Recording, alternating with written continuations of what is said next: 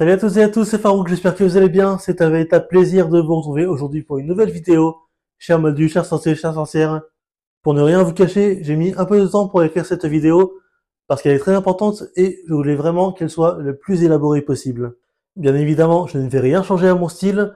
Tout ce dont je vais vous parler dans cette vidéo, je ferai un parallèle avec la saga Harry Potter, comme je l'ai toujours fait. Et vous allez voir qu'il y a beaucoup de matière. Et je ne vais pas tourner autour du pot, car c'est un sujet très sérieux, un sujet qui me touche particulièrement et qui peut-être vous touche également, et dans ce cas, vous êtes sur la bonne vidéo.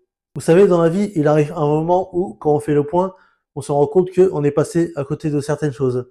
Parfois, on met peut-être un peu plus de temps avant de mettre le doigt dessus, et quand on a compris qu'il faut se reprendre en main, nous avons deux solutions.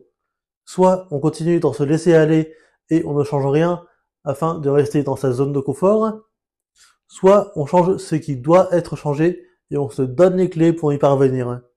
Je ne dis pas qu'il faut tout changer, mais qu'il faut changer ce qui doit être changé. Comme l'avait dit Dolores Ombrage dans le 5e film, oula, si je commence à avoir Dolores Ombrage comme référence, préservons ce qui doit être préservé, améliorons ce qui doit être amélioré, et supprimons les pratiques qui doivent être interdites. Ceux qui me connaissent le savent, vous savez que Dolores Ombrage n'est pas le personnage que je préfère dans la saga, mais je dois dire que ces paroles ont du sens. Quand on parle de supprimer les pratiques qui doivent être interdites, on peut penser par exemple aux mauvaises habitudes de notre quotidien qui ont des conséquences sur notre santé. On peut supprimer de ce quotidien par exemple l'abus d'alcool et la cigarette, et c'est dans ce sens-là que je vais vous aider dans cette vidéo.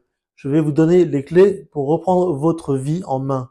Attention, je ne dis pas que j'ai les clés pour que tout soit parfait, je dis juste que je vais vous donner les bases du changement. Alors pour commencer, il faut savoir qu'il y a deux outils magiques que j'utilise personnellement pour me recentrer et retrouver de la force dans ma vie. La salle sur demande et le patronus intérieur. La salle sur demande, c'est votre espace secret. C'est ce lieu où personne ne peut vous atteindre. Vous pouvez réfléchir calmement, faire le point sur vos priorités, vos objectifs. Dans votre vie de tous les jours, cette salle peut être réelle ou mentale. Un coin tranquille chez vous, un moment pour écrire, pour méditer, ou juste pour respirer. Le but, savoir exactement où vous en êtes et ce que vous voulez garder et ce que vous devez changer. Ensuite, il y a le patronus intérieur. Vous savez, ce sort magique qui repousse les détraqueurs. Eh bien, dans la vie réelle, le patronus devient votre lumière intérieure, votre motivation, vos souvenirs heureux, vos forces. À chaque fois que vous sentez le doute, la peur ou la fatigue arriver, il faut invoquer ce patronus. Visualisez ce qui vous rend fort, ce qui vous fait sourire, ce qui peut vous donner de l'énergie. C'est votre bouclier personnel contre tout ce qui peut vous tirer vers le bas. Mais attention, reprendre sa vie en main, ce n'est pas seulement se recentrer ou se motiver, il faut aussi prendre soin de ses ressources. Et c'est là que Gringotts entre en jeu. Oui, la fameuse banque des sorciers. Dans notre monde, votre Gringotts personnel, c'est votre économie et vos ressources. Connaître exactement vos revenus, vos dépenses, mettre de l'argent de côté, investir dans votre développement personnel ou professionnel. Tout ça, c'est comme protéger vos trésors dans un coffre sécurisé. Vous ne laissez pas vos précieux trésors traîner n'importe où, alors pourquoi ne pas faire pareil avec votre énergie ou votre argent? Et pour aller encore plus loin, on va s'inspirer des maisons de Poudlard pour structurer nos forces et nos qualités. Gryffondor, le courage pour oser affronter ce qui vous bloque et passer à l'action. Poufsouffle, la patience et la persévérance parce que le changement demande du temps et qu'il faut rester régulier. Serre d'aigle, la stratégie et la sagesse pour réfléchir à vos décisions et apprendre de vos erreurs. Et enfin, Serpentard, l'ambition et la ruse pour exploiter les opportunités et avancer intelligemment. Et ouais, même les Serpentards ont des qualités. C'est dingue, pas vrai? En combinant tout ça, c'est-à-dire votre salle sur demande, votre patronus, votre Gringotts et les qualités des maisons de Poudlard, vous obtenez une véritable feuille de route. Un plan magique mais concret pour reprendre votre vie en main étape par étape. Et là, vous vous dites peut-être, ok Farouk, tout ça c'est cool, mais je commence par quoi vraiment? Eh bien, c'est là que je vais vous montrer dans la prochaine partie de la vidéo des actions concrètes que vous pouvez lancer dès aujourd'hui. Avec un petit twist Harry Potter pour que ça reste fun et motivant. La première action concrète que vous pouvez mettre en place dès aujourd'hui, c'est de bouger, faire une activité physique régulière.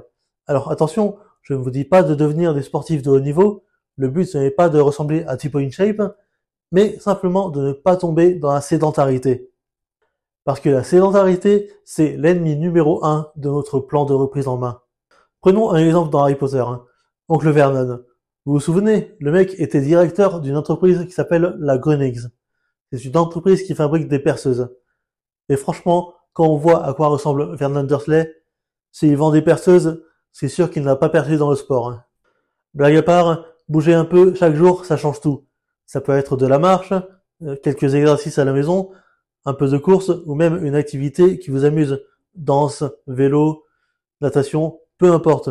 Le but, c'est de lancer une dynamique positive parce que quand vous activez votre corps, vous activez aussi votre esprit. Et je vais vous dire une chose, même Harry, qui n'était pas le sorcier le plus costaud de sa promo, il passait son temps à courir, après des vises d'or, à s'entraîner au Quidditch ou à fuir des mange-morts. Sans ça, il n'aurait jamais tenu. En même temps, Poudlard c'est tellement immense, difficile de rester sédentaire dans cette école. Donc première mission, trouvez votre sport moldu, à vous quelque chose qui vous fasse transpirer, mais aussi sourire. Parce que c'est le mouvement qui va donner l'élan pour tout le reste de votre plan. Deuxième action concrète, l'alimentation. Franchement, mes chers amis Poufsouffle, c'est vrai, plus d'une fois je vous ai traité de blaireau, mais c'est de bonne guerre. Vous savez que je vous kiffe. Et puis, soyez honnêtes, je suis juste un peu jaloux. Parce que votre salle commune est juste à côté des cuisines de Poudlard. Sérieusement, qui n'aurait jamais voulu être Poufsouffle rien que pour cette raison? Et puis, n'oublions pas, si Elia Poufsouffle elle-même a participé à la création des cuisines de Poudlard, je suis persuadé que vous avez gardé pour vous les meilleures recettes, bande de petits cachotiers, va. Alors oui, quand on parle de reprendre sa vie en main, on pense directement à un rééquilibrage alimentaire. Mais souvent ça fait peur, parce que dans la tête de beaucoup de gens, ça rime avec privation, frustration, repas tristes et sans goût. Et du coup, qu'est-ce qu'on fait? On mange comme Dudley Dursley, fast food, soda, chips, bref, pas vraiment l'alimentation qui aide à se sentir bien dans son corps. Mais la vérité, c'est qu'il est possible de manger sain, sans se priver et surtout sans s'ennuyer. L'idée n'est pas d'avoir un régime ultra strict, mais simplement d'apporter un peu plus d'équilibre. Juste l'équilibre. Commencez simple, ajoutez plus de légumes, buvez plus d'eau, réduisez un peu les excès de sucre et d'alcool. Pas besoin d'être parfait, mais juste de poser des bases solides. Parce que manger sain, ce n'est pas se punir. C'est au contraire donner à votre corps l'énergie dont il a besoin pour avancer. En gros, mangez comme si vous allez devoir tenir un match entier de Quidditch et pas comme si vous allez passer la journée assis à regarder Dudley manger son deuxième gâteau d'anniversaire. Et vous allez voir, votre corps vous remerciera. Et je dirais même plus, votre corps suivra. Troisième action concrète, s'occuper dans sa vie et soigner ses relations sociales. Vous savez, on a tous tendance à croire que reprendre sa vie en main, c'est juste faire du sport et manger mieux. Mais ce n'est pas suffisant. Parce que si vos journées ressemblent à la salle sur demande quand personne ne l'utilise, vide et poussiéreuse, vous allez rapidement perdre la motivation. Et ça, c'est un danger non négligeable. Occuper sa vie, ça ne veut pas forcément dire remplir son emploi du temps au maximum et courir partout comme Arthur Weasley quand il découvre un grippin. Non, ça veut simplement dire mettre dans votre quotidien des activités qui vous stimulent, qui vous font plaisir, qui vous donnent le sourire. Ça peut être un loisir créatif, une passion que vous avez laissée de côté, ou même apprendre quelque chose de nouveau. Et puis surtout, il y a les relations sociales. Parce qu'on a beau être fort, personne ne peut avancer seul comme un ermite dans la forêt interdite. On a tous besoin de notre armée de Dumbledore. Des amis, de la famille, des personnes sur qui on peut compter, avec qui on peut partager des moments. À l'inverse, il faut aussi s'éloigner des détraqueurs humains. Vous savez, ces personnes qui critiquent tout, qui pompent toute votre énergie et qui vous tirent vers le bas. Votre temps et votre énergie sont précieux. Investissez-les dans des gens qui vous tirent vers le haut, pas ceux qui vous enfoncent.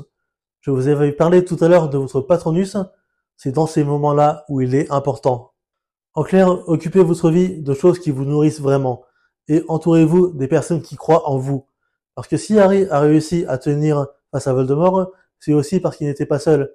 Il avait Ron, Hermione et tout un réseau d'alliés. Quatrième action concrète, la récupération et le repos. On en a parlé, avoir une vie active, faire du sport, bien manger, entretenir ses relations, tout ça c'est essentiel. Mais il y a un piège, c'est de croire qu'on peut rester à 100% en permanence. Et c'est pour ça que la récupération joue un rôle essentiel. Dans le 3, quand Harry balance des Patronus pour repousser les détraqueurs, pas étonnant qu'ils finissent sur les rotules, parce que cela demande autant de concentration que d'énergie. Vu que le Patronus est un sortilège d'une très grande puissance magique, il est important de se mettre dans de bonnes conditions pour l'utiliser et exploiter au maximum son immense pouvoir. Plus votre Patronus est puissant, et plus il sera gourmand en énergie. Alors ne négligez jamais votre récupération. Prenez le temps de respirer, de vous reposer. Vous pouvez tout aussi bien dormir comme au cours d'histoire de la magie du professeur Binns, parce que votre corps en a besoin. Alors souvenez-vous, un sorcier, même fatigué, avec le plus beau des Patronus, ne tiendra pas longtemps face aux détraqueurs. La vraie magie, c'est de trouver l'équilibre entre l'action et le repos. Cinquième action concrète, gérer ses ressources, l'économie personnelle. On a parlé de sport, d'alimentation, de relations sociales, de repos, mais il y a un domaine super important pour se reprendre en main, c'est la gestion de ses ressources. Et là, je vais ressortir ma carte Gringotts. Parce que soyons clairs, dans la saga, on a tous rêvé d'avoir le coffre de Harry rempli de galions. Mais dans la vraie vie, nos coffres sont un peu moins pleins. Et parfois, on préfère fermer les yeux dessus. Pourtant, bien gérer son argent, c'est comme bien gérer son énergie. Si vous dépensez sans compter, sans savoir où ça part, vous risquez de finir aussi marginalisé que les Weasley. Alors que, en réalité, il suffit parfois de mieux gérer ses ressources pour éviter de se retrouver coincé. Au lieu de subir votre budget, soyez aussi stratégique que les gobelins de Gringotts. Eux, ils ne laissent rien au hasard. Chaque galion, chaque morny est compté. Et dans la vie réelle, c'est pareil. Il ne s'agit pas de se priver de tout, mais de rééquilibrer. Un peu comme pour l'alimentation en fait. Et c'est là que vient le mot-clé, l'investissement. Investir, ce n'est pas seulement placer son argent en banque, c'est aussi investir dans vous-même, dans vos compétences, dans vos projets. Parce que ce que vous mettez aujourd'hui dans votre coffre de Gringotts, vous le retrouverez demain dans une forme encore plus précieuse. Voilà, maintenant que vous avez toutes les clés pour reprendre votre vie en main, il n'y a plus qu'à passer à l'action. Si tu veux mériter quelque chose, tu dois d'abord avoir la volonté pour aller le chercher. Je vous ai parlé tout à l'heure de votre salle sur demande pour vous recentrer, de votre Patronus pour garder votre lumière intérieure, votre Gringotts pour protéger vos ressources et les qualités de Poudlard pour structurer vos forces. Mais souvenez-vous d'une chose, c'est que le changement, il n'est pas instantané. Il se construit pas à pas, comme un sortilège que on perfectionne à force de pratique. Faites bouger votre corps, nourrissez-le correctement, occupez vos vies, reposez-vous et gérez vos ressources avec sagesse. Chaque petit pas compte, et chaque effort vous rapproche un peu plus de la meilleure version de vous-même. Tous ces conseils que je vous donne, je vais également les appliquer à moi-même. Car ces derniers temps, moi-même, je me suis laissé aller. J'ai perdu le fil de ma vie, je me suis laissé embarquer dans une routine néfaste pour moi, et beaucoup de personnes dans mon entourage personnel ne se sont pas gênées pour me le faire remarquer. Résultat des courses, une accumulation de frustration, un corps qui ne me ressemble plus vraiment. Bien évidemment, tout ce que je fais, je ne le fais pas pour les autres, je le fais d'abord pour moi. Ce n'est pas être égoïste de d'abord penser à soi-même.